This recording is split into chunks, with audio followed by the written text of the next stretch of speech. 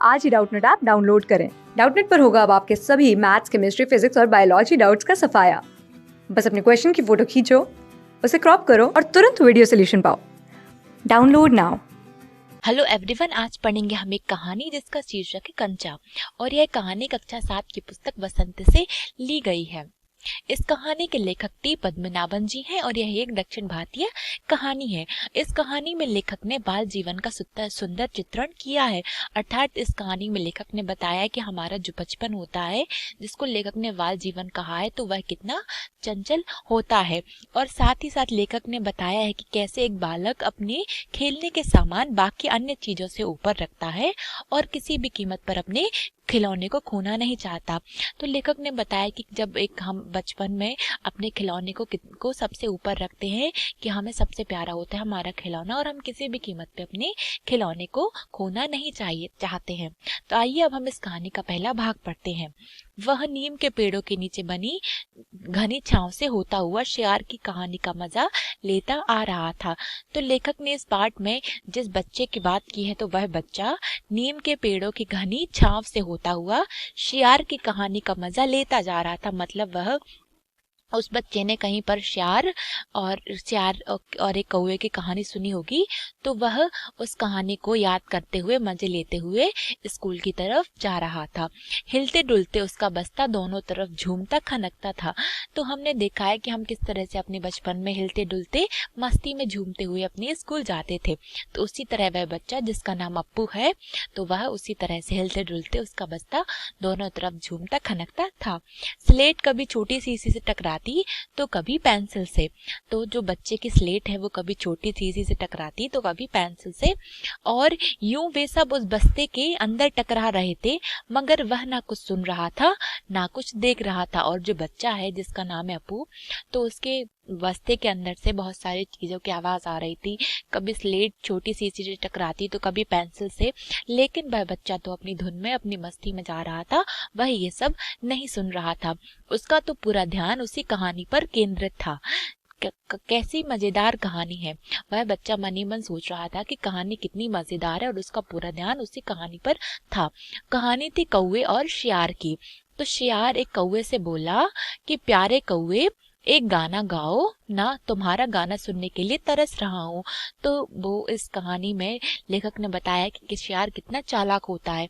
तो वह एक भोले कौवे से कहता है कि प्यारे कौवे, एक गाना गाओ, तुम्हारा गाना सुनने के लिए मैं तरस रहा हूँ।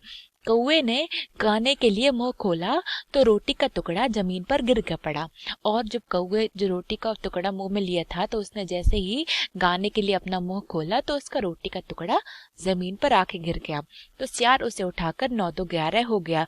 9-2-11 एक मुहावरा है जिसका अर्थ होता है भाग जाना। तो सियार ने उस रोटी का टुकड़ा उठाकर वह वहां से भाग गया।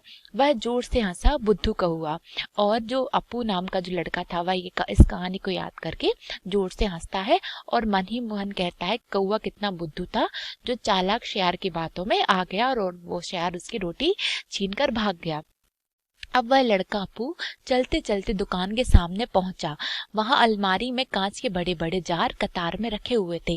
जार का मतलब होता है कांच के बड़े बड़े बर्तन, और कतार का अर्थ होता है पंक्ति, जिसको इंग्लिश में लाइन भी कहते हैं। तो वह एक दुकान के सामने गया, तो वहां अलमारी में कांच के बड़े बड़े जार एक पंक्ति में रखे हुए थे। उनमें चॉकलेट, पेपरमेंट और भी तरह के सामान भरे हुए थे। उसकी नजर उनमें से किसी पर नहीं पड़ी। क्यों देखें, उसके पिताजी उसे ये चीजें बराबर ला देते हैं। और उसकी नजर ना तो चॉकलेट पर गई, ना पेपरमेंट पे और ना ही बिस्कुट पे, क्योंकि उसके पिताजी उसे ये सब चीजें अपने आप ही ला देते हैं। फिर भी एक जार ने उसका ध्यान आकृष्ट किया। आकृष्ट का मतलब होता है आकर्षित। तो फिर भी वहां पर एक जार था, उसने उसका ध्यान अपनी तरफ आकर्षित किया। वह कंधे से लटकते बस्ते का फीता एक तरफ हटाकर उस जार के सामने खड़ा टुकर टुकर ताकता रहा। टुकर टुकर का अर्थ है लगातार टकटकी लगाकर देखना।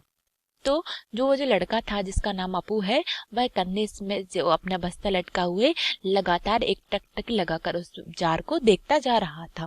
नया नया लाकर रखा गया है, उससे पहले उसने वह चीज यहाँ नहीं देखी थी। तो वो जब भी स्कूल जाता तो वह उस दुकान में देखता कि वहां पर जार में तरह तरह की वस्तुएं, खाने का सामान भरा हुआ है।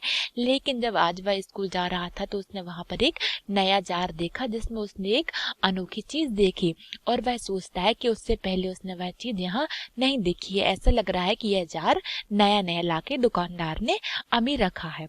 पूरे जार में कंचे हैं, हरी लकीर वाले बढ़िया सफेद गोल कंचे, बड़े आंवले जैसे कंचे जिससे बच्चे खेलते हैं, खिलौना कंचे। तो वो देखता है कि पूरे जार में सिर्फ कंचे ही कंचे हैं, वो भी तरह तरह के हैं, हरी लकीर वाले बढ़िया सफेद गोल कंचे हैं। सफेद कंचों पर ऊपर हरी लकीर खिरे हुए है, और बड़े उसको भी कंचे बड़ा लुभावने लग रहे हैं, और उसको भी कंचे बड़े आंवले जैसे लग रहे हैं। वह मन ही मन सोचता है कि कितने खूबसूरत हैं, अब तक ये कहाँ थे, शायद दुकान के अंदर हुआ होंगे, अब दुकानदार ने दिखाने के लिए बाहर रखा होगा। और जब अपू ने वो कंचे देखे तो उसे वो कंचे बहुत अच्छे लगे, और उसका मन उन कंचों पर आ गया, और वह मन ही मन सोचता है कि कितने खूबसूरत कंचे हैं, बड़े बड़े आंवले जैसे, अब तक ये कहाँ थे, शायद दुकानदार ने दुकान के अंदर रखे होंगे और अब दिखाने के लिए इन्हें बाहर रखा होगा। उसे देखते देखते जार बड़ा होने लगा। अब वह बच्चा था तो मन ही मन वह कल्पना करने लगा, और उन कंचों में किस तरह से उसका मन लग गया, और वो उसकी महक में, उसकी आभा में डूब गया।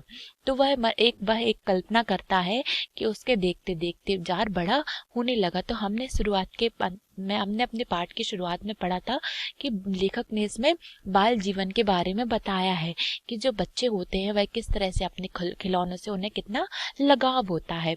तो अब जैसे ही उसने वो कंचे देखे तो वह देखते ही देखते उन कंचों पर मोहित हो गया, और अब उन कंचों की वो एक कल्पना करने लगा।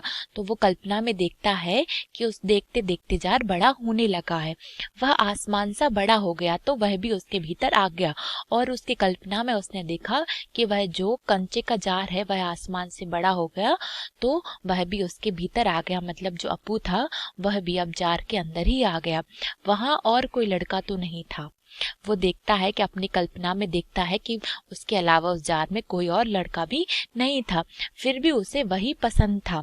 छोटी बहन के हमेशा के लिए चले जाने के बाद वह अकेले ही खेलता था, और अब जो अपू की जो छोटी बहन थी वह इस दुनिया से हमेशा के लिए चली गई थी, इसीलिए वह हमेशा अकेला ही खेला करता था।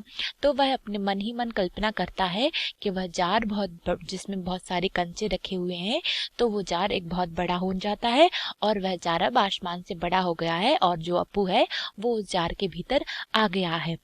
तो वह हम लेखक बताते हैं कि बच्चे किस तरह से अपने मन ही मन में तरह तरह की कल्पनाएं करते हैं, और उन कल्पनाओं को साकार करने के लिए वह कितने जतन भी करते हैं। और अपू वो सोचता है कि वो उसकी तो छोटी बहन है नहीं, क्योंकि वो अब हमेशा से के लिए इस दुनिया से चली गई है, तो इस कारण वह अकेला ही खेला करता था।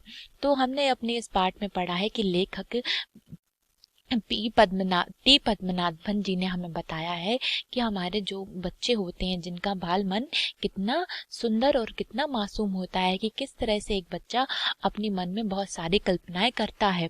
और इस कहानी में लेखक ने हमें बाल जीवन का बहुत ही सुंदर चित्रण किया है कि किस तरह से एक बालक अपने खेलने के सामान को कितना ज्यादा महत्व देता है, और बाकी अन्य चीजों से ऊपर रखता है, और किसी भी कीमत पर वो बच्चा अपने खेलने के सामान को खोना नहीं चाहता है। तो अब हम आगे अपने पाठ में पढ़ेंगे कि अपून को वो कंचे मिले या नहीं मिले। इसका अगला भाग हम अपने अगले वीडियो में देखेंगे। धन्यवाद। क्लास 6 से 12 से लेके नीट, IIT, JEE मेंस और एडवांस के लेवल तक 10 मिलियन से ज्यादा स्टूडेंट्स का भरोसा। आज ही डाउनलोड करें डाउटनेट ऐप या व्हाट्सएप कीजिए अपने डाउट्स 8400 400 400 पर।